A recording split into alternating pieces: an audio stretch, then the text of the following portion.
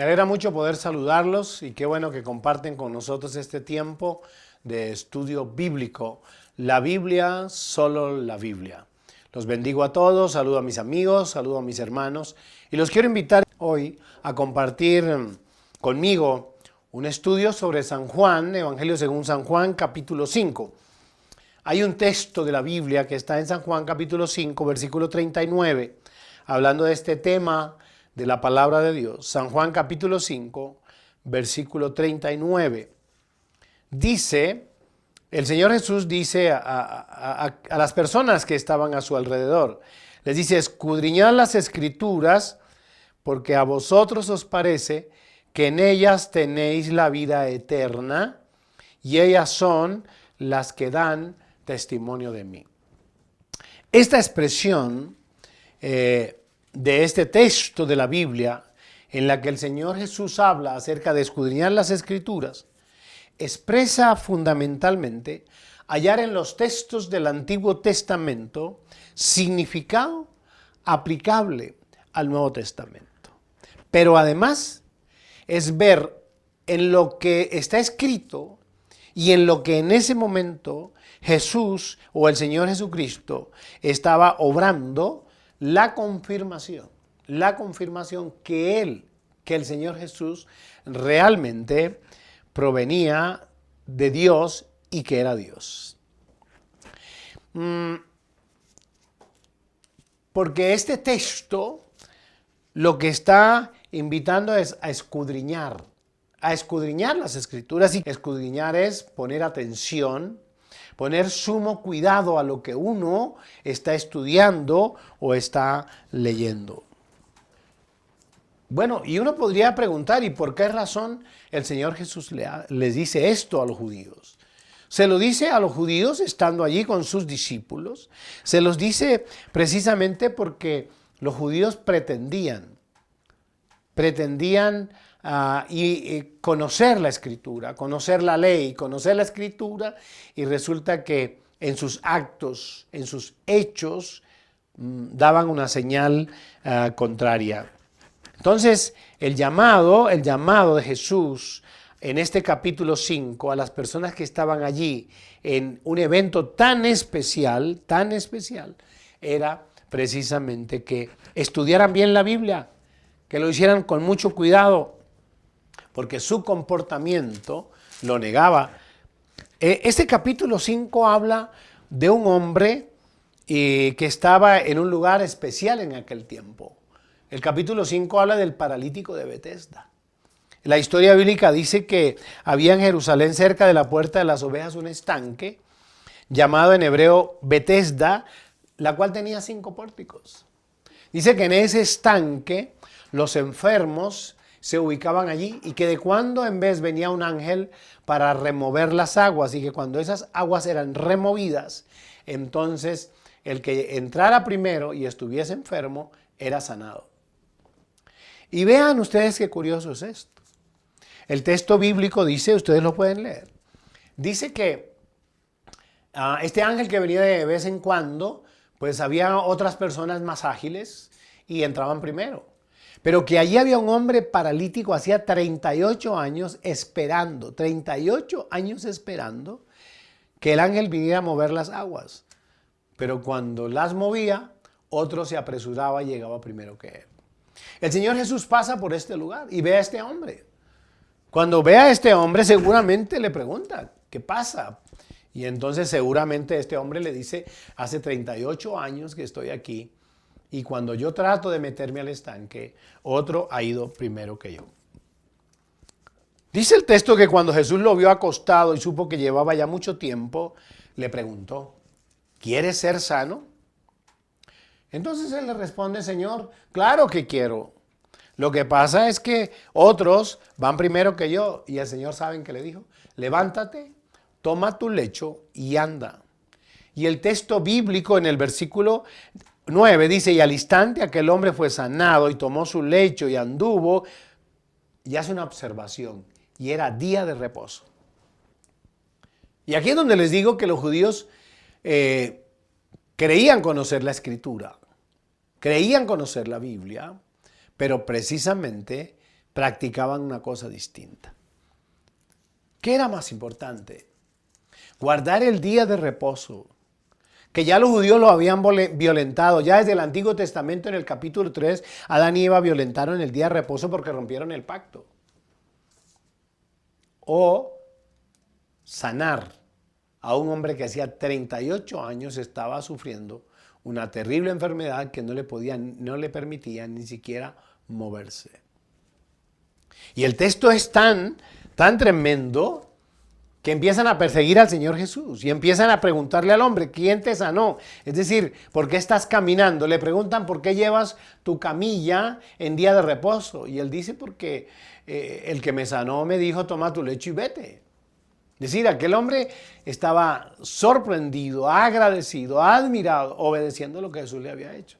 Pero miren lo que dice el versículo 17 y 18, si tienen ahí el capítulo 5. Escuchen lo que dice. Y Jesús le respondió, mi Padre hasta ahora trabaja y yo trabajo. Por esto los judíos aún más procuraban matarle, porque no solo quebrantaba el día de reposo, sino que también decía que Dios era su propio Padre, haciéndose igual a Dios. Observen que el interés que tenían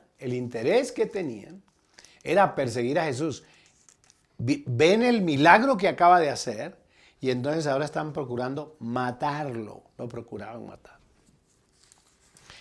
Bueno, yo creo que hay mucha gente con más años, seguramente con menos años, cargando una pesada enfermedad o cargando un profundo dolor o cargando una profunda tristeza o cargando hace más de no sé cuántos años está usted cargando ese dolor, esa angustia. ¿Y qué es lo que usted espera? ¿No espera que alguien le ayude? Eso es lo que esperaríamos todos. Pero estos hombres no estaban interesados en el paralítico, estaban interesados en la religión. Y es que a veces nos convertimos, más que en cristianos, en religiosos. Y esa religiosidad es la que en muchas ocasiones, postra a la gente. Estos querían matar a Jesús porque había liberado a un hombre que hacía 38 años estaba enfermo. Bueno, el Señor, porque la razón central de este texto es que quiero explicarles por qué razón el Señor les dice: escudriñad las Escrituras, porque en ellas os parece que tenéis la vida eterna, y ellas son las que dan testimonio de mí. Cuando uno discurre en el texto, a partir del versículo 17, va a observar tres cosas que son muy importantes. Ellos que creían conocer la Escritura, desconocían que Jesús es igual al Padre. Y observen que el versículo que Angie leyó, el versículo 17, el versículo 18, dice claramente: por esto los judíos aún procuraban matarle, porque no solo quebrantaba el día de reposo, sino que también decía que Dios era su propio Padre, haciéndose igual a Dios. Y hay tres cosas que están en esta narración bíblica que hacen a Jesús igual a Dios. La primera está del versículo 17 al 21, que se los voy a leer. La primera es en las obras. 17 hasta el 21 dice: y Jesús le respondió: mi Padre hasta ahora trabaja y yo trabajo. Por esto los judíos aún más procuraban matarle, porque no solo quebrantaba el día de reposo, sino que también decía que Dios era su propio Padre, haciéndose igual a Dios. Respondió entonces Jesús y les dijo: de cierto os digo, no puede el Hijo hacer nada por sí mismo, sino lo que ve hacer al Padre. Porque todo lo que el Padre hace, escuchen esto, porque todo lo que el Padre hace, también lo hace el Hijo igualmente. Porque el Padre ama al Hijo y le muestra todas las cosas que Él hace, y mayores obras que éstas le mostrará, de modo que vosotros os maravilléis. Porque como el Padre levanta a los muertos y les da vida, así también el Hijo a los que quiere da vida. Entonces, ¿en qué era igual Jesús al Padre? En las obras. El texto lo está diciendo. El día de reposo, el día del Padre, que ya había sido quebrantado cuando Adán y Eva pecaron, desde ese mismo momento que Adán y Eva pecan y rompen la relación con Dios, a partir de ese momento, Dios ha estado obrando y buscándonos para salvarnos a nosotros los perdidos. Desde ese mismo momento que el pecado, que Satanás interviene en este proceso y que el hombre cede a la tentación de Satanás, a partir de ese momento ya Dios empieza en ese amor inmenso, inmensurable, a buscar una forma para salvarnos. Eso es lo que dice Juan capítulo 3, versículo 16. Porque de tal manera amó Dios al mundo, que ha dado a su Hijo unigénito, para que todo aquel que en él cree no se pierda, mas tenga vida eterna. Versículo es el versículo más conocido de la Biblia, pero es la mayor demostración escrita de un texto que pueda expresar el amor de alguien, el amor del Padre, que envió a su único Hijo. Dice, porque de tal manera, ni siquiera mide, lo he dicho muchas veces, ni siquiera se puede medir ni en volumen ni en cantidad. No se puede, porque dice de tal manera. Es la muestra de amor. Entonces, el Padre y Jesús eran iguales en las obras. Cristo, el Señor Jesucristo, aquí lo que está afirmando es que el Padre le capacitó para hacer lo que hace. No es que es de su propia autonomía, no es de su propia facultad, es una facultad delegada por el Padre. Eso dice el versículo 19. Respondió entonces Jesús y les dijo, de cierto os digo, no puede el Hijo hacer nada por sí mismo, sino lo que ve hacer al Padre, porque todo lo que el Padre hace, también lo hace el Hijo igualmente.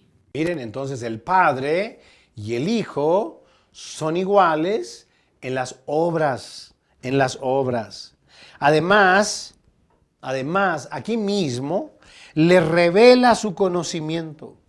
Le revela el conocimiento del Padre al Hijo y se lo revela personalmente. Eso dice el versículo 20. Porque el Padre ama al Hijo y le muestra todas las cosas que Él hace, y mayores obras que éstas le mostrará, de modo que vosotros os maravilléis. Miren entonces, lo que hace el Padre, lo hace el Hijo. Lo que hace el Hijo es revelado por el Padre, porque Él revela a su Hijo su conocimiento. Quiere decir que en ese sentido, el Padre y el Hijo son iguales. Y número 3, allí dice, son iguales en las obras que realizan. El versículo 21. Porque como el Padre levanta a los muertos y les da vida, así también el Hijo los que quiere da vida. Entonces los milagros hechos por el Señor Jesús proceden del Padre, incluyendo incluyendo el milagro de la resurrección. Que ese era el gran meollo, digamos, el gran lío que teníamos y que tenían los judíos en este tiempo. Era que Jesús hiciera los milagros, hablara del Padre y que pudiera resucitar. Lo vimos resucitando al hijo de la viuda de Naín. Lo vimos en el texto bíblico, lo vemos resucitando a Lázaro. Y entonces algunos le preguntaban, ¿y quién te dio la facultad o el poder para hacer esto? ¿El Padre? Eso es lo que le está diciendo a ellos. Eso es lo que les está diciendo. Mi Padre y yo somos iguales en las obras. Y en esas obras nosotros vemos la manifestación gloriosa del Padre a través de Jesús. Cada milagro hecho por el Señor Jesús en el Nuevo Testamento, nosotros podemos descubrir una acción conjunta del Padre y el Hijo. Y ahora, cuando hemos llegado a Cristo, Jesús dice, todo lo que pidan en mi nombre, Dice, yo lo haré. Dice, todo lo que pidan al Padre en mi nombre, Él dice, yo lo haré. Hay un segundo asunto importante aquí, que desconocían los judíos o que pretendían desconocer. Ellos se creían estudiosos de la Biblia y analíticos de la Biblia y ellos creían conocerlo todo. Pero aquí nos estamos dando cuenta que son unos ignorantes totales del texto. En el versículo 22 del mismo San Juan, ya lo acabamos de leer, hay otro asunto importante. Versículo 22. Dice, porque el Padre a nadie juzga, sino que todo el juicio lo dio al Hijo. Entonces el Padre y el Hijo son iguales en el juicio. Dios Padre ha entregado al Hijo el juicio. Esto lo hace el Hijo Jesús igual con el Padre. ¿Saben por qué? Porque solo Dios puede juzgar al hombre por sus pecados. Solo Dios puede juzgar al hombre por sus pecados. Más adelante, en el versículo 27, escuchen lo que dice. Y también le dio autoridad de hacer juicio por cuanto es el Hijo del Hombre. No podemos olvidar. Y hay una cosa que usted, apreciado amigo, no puede olvidar. Y que nosotros que hemos conocido a Cristo no podemos olvidar. No podemos olvidar que hay un día de juicio. A veces uno encuentra a cristianos en choque, en dificultades, porque dicen, pastor, lo que está pasando, tanta maldad, tanto pecado, estos gobiernos, la manera como gobiernan, como maltratan. Ellos hablan de esto. ¿Es que no va a haber justicia? Pues mis amigos y mis hermanos, está claro, la Biblia dice que habrá un día en que compareceremos ante el Señor, porque habrá un juicio donde responderemos por lo que hayamos hecho. Hebreos capítulo 9, versículo 27 dice esto. Y de la manera que está establecido para los hombres que mueran una sola vez y después de esto el juicio. Escuchen esto, está establecido para los hombres que mueran una sola vez y después el juicio. Y cuando Pablo escribe a los Corintios, en la segunda epístola a los Corintios, en el capítulo 5, versículo 10, escuchen lo que dice. Porque es necesario que todos nosotros comparezcamos ante el tribunal de Cristo, para que cada uno reciba según lo que haya hecho mientras estaba en el cuerpo, sea bueno o sea malo. Escuchen, todos compareceremos ante el juicio o ante el tribunal para responder por nuestros actos, sean buenos o sean malos. O sea que llegará un día. A veces nos desesperamos y nos angustiamos. Yo mismo, en muchas ocasiones digo, Señor, ¿y cuándo? ¿Y cuándo será? ¿Por qué? Pues no, porque somos perseguidos, porque somos vituperados. Y entonces uno quisiera en su propia carne resolver estas cosas. Pero no. Más adelante con la enseñanza, seguramente la próxima semana o en unos 15 días voy a hablarles acerca de lo que las Escrituras dicen que genera la palabra de Dios en nosotros. Y en este caso particular, lo que le quiero decir es que hay un juicio. Y la gran pregunta es, ¿está usted preparado para enfrentar este juicio? Pablo, cuando escribe a Timoteo en el capítulo 4, en la segunda epístola, versículo 1, escuchen lo que dice. Te encarezco delante de Dios y del Señor Jesucristo, que juzgará a los vivos y a los muertos en su manifestación y en su reino. Escuchen eso.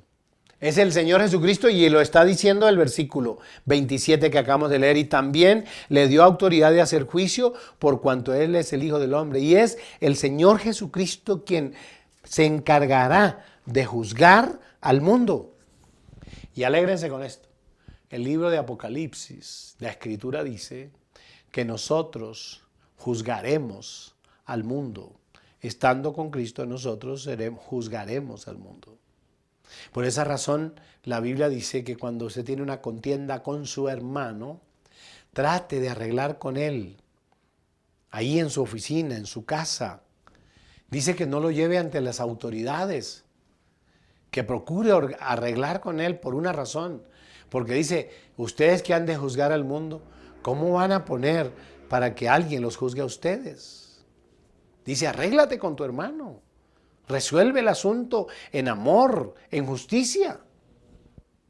Nosotros, y Pablo lo dice cuando escribe a Timoteo, que el Señor Jesucristo juzgará, y la Biblia luego enseña que nosotros juzgaremos al mundo. Importante esto, pero vuelvo a insistir en la pregunta. ¿Está preparado usted para ese juicio? ¿Cuándo será? ¿Mañana? ¿Pasado mañana? ¿El año entrante? No sé. No lo sé. Pero habrá un juicio. Y la única manera de prepararse, es lo que el escritor a los Hebreos dice en el versículo 28. Y déjenme leer desde el 27. Dice, y de la manera que está establecido para los hombres, que mueran una sola vez, y después de esto el juicio, miren lo que dice. Así también Cristo fue ofrecido una sola vez por llevar los pecados de muchos. Fue ofrecido Cristo una vez para llevar los pecados de muchos, dice, y aparecerá por segunda vez sin relación con el pecado para salvar a los que le esperan. ¿Quiénes son los que le esperan? Los que le esperamos, nosotros. Y observe que el texto dice que Cristo fue ofrecido una vez. Usted estará en casa o viéndome ahora en un avión o en un bus o en una finca o en cualquier lugar. Y entonces la pregunta es, pastor, ¿y cómo hago para librarme en ese juicio? Allí dice el texto, Jesús fue ofrecido una vez para el perdón de tus pecados y para tu salvación. ¿Qué debes hacer? Decirle al Señor, Señor, no sabía de esto. O bien si lo sabías, esta noche has tocado mi corazón. Te pido que perdones mis pecados, acepto tu sacrificio en la cruz y me declaro a partir de hoy seguidor tuyo. Esto hará entonces que Él perdone sus pecados y quede usted blindado, protegido para ese momento del juicio, porque dice que Él vendrá otra vez para salvar a los que le esperamos. Y número tres, vamos al número 3.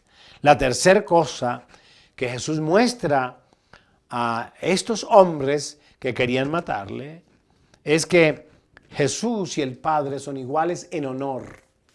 El versículo 23 dice, para que todos honren al Hijo como honran al Padre.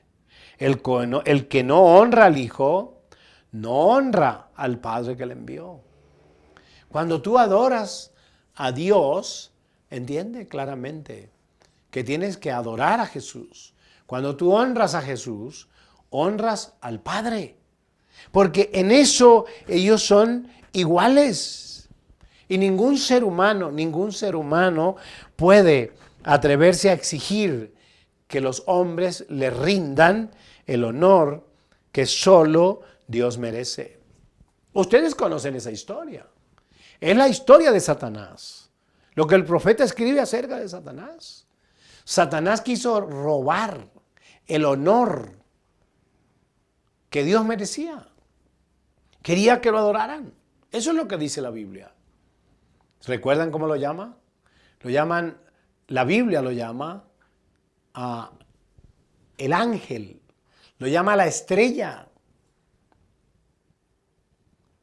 Y Satanás se llena de ese orgullo, de esa pretensión, buscando que los ángeles le adoraran. Y ustedes saben lo que pasó. Fue expulsado del cielo. Algún día hablaremos sobre este asunto. ¿Saben ustedes que quien merece toda la adoración, toda la gloria, toda la honra, toda la alabanza, indudablemente es Dios? Nuestro creador, nuestro hacedor. Ningún hombre ni ninguna mujer puede llegar a tener el honor y la exaltación que solamente merece Dios. Miren esto, sorpréndanse. La Biblia dice que llegará un día en que la gente no resistirá cuando el Señor Jesús revele su gloria.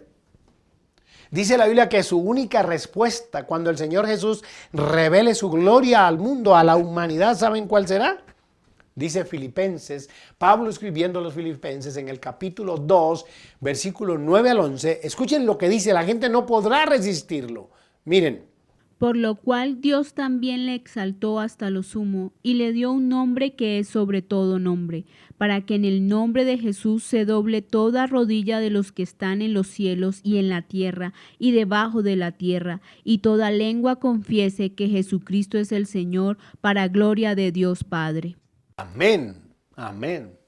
No resistirán cuando vean su gloria, se tirarán de rodillas. Y sus bocas lo único que dirán, que Jesucristo es el Señor. Por eso les estoy diciendo. Por eso lo que Jesús les está diciendo a ellos. Y ellos no lo entienden. Ellos no lo entienden. El texto 18 dice, y procuraban matarle, porque decían que era hijo del Padre. Concluyamos entonces esta noche. Querían matar a Jesús. ¿Saben por qué? Porque ignoraban las Escrituras. ¿Saben qué es ignorar las Escrituras? Es leer lo que la Biblia dice, pero hacer otra cosa. Y hay muchos creyentes que son creyentes, ellos se llaman creyentes, pero leen la Biblia y hacen lo contrario de lo que la Biblia dice. Escuchan las enseñanzas en la Biblia, pero hacen lo contrario. Entonces se ponen en la misma posición de los judíos. Manifiestan o creen conocer la Escritura, pero en realidad sus hechos, sus actos muestran todo lo contrario. El Señor Jesús dijo aquí mismo en San Juan, Él dice, el que me ama, mi palabra guardará, y mi Padre le amará. Dice, vendremos y haremos morada en Él, y mi Padre le amará. San Juan capítulo 14, versículos 23 y 24. Respondiendo Jesús le dijo, el que me ama, mi palabra guardará, y mi Padre le amará, y vendremos a él, y haremos morada con él. El que no me ama, no guarda mis palabras, y la palabra que habéis oído no es mía, sino del Padre que me envió. Escuchen, o sea que son uno solo. Padre y Jesús son uno solo. Lo que les está diciendo, pero ellos no lo entienden. Y cuando el texto dice, mi palabra guardarán, no es que coja la Biblia y la meta en un cajón. No es que tome la Biblia y la guarde todos los días porque está... No. ¿Saben qué significa guardar la palabra? Es obedecerla. Es practicarla. Es vivirla. Eso es lo que significa guardar la palabra. Por eso Jesús les dice aquel día a aquellos hombres, escudriñad las Escrituras, porque en ella a ustedes les parece que tienen la vida eterna. Pero no se dan cuenta que ellas son las que dan testimonio de mí.